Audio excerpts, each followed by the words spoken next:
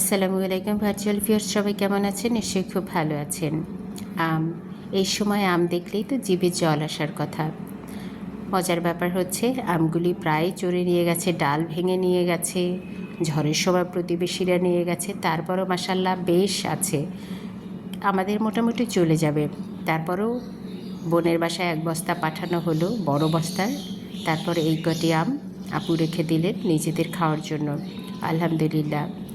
মা সবসময় যেটা করেন, গাছ লাগান, প্রচুর গাছ লাগান, এবং মায়ের গাছ লাগানোটা অদ্ভুত রকম। জাস্ট লাগিয়ে কিংবা ফেলে এত নরম হাতে লাগান, বলবেন আল্লাহ তুমি দিও, এবং সেই গাছে এত চমৎকার আম হয়েছে। সুবহানাল্লাহ, সুবহানাল্লাহ। মা, তোমাকে অসংখ্য অসংখ্য ধন্যবাদ এবং কৃতজ্ঞতা জানাচ্ছি।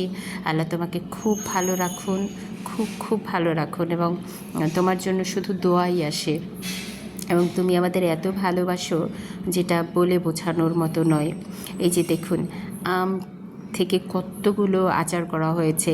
এগুলো একদম কিন্তু টপাটপ গিলে ফেলার জন্য, মানে এখন বানিয়েছে গুড় দিয়ে, সবাই মিলে মোটামুটি খেয়ে সাবার করে দেওয়ার মতো। আলহামদুলিল্লাহ। তো আপনারা এটা ট্রাই করে দেখতে পারেন। একটু কাঁচামরিচ, একটু পেঁয়াজ, একটু গুড়, একটু লবণ দিলেই হয়ে গেল ব্যাচ, একেবারে মুখরোচক খাবার। দিলেই দেখবেন গপাগপ গিলতে ইচ্ছে করে। Thank you so much. আজ এ পর্যন্তই।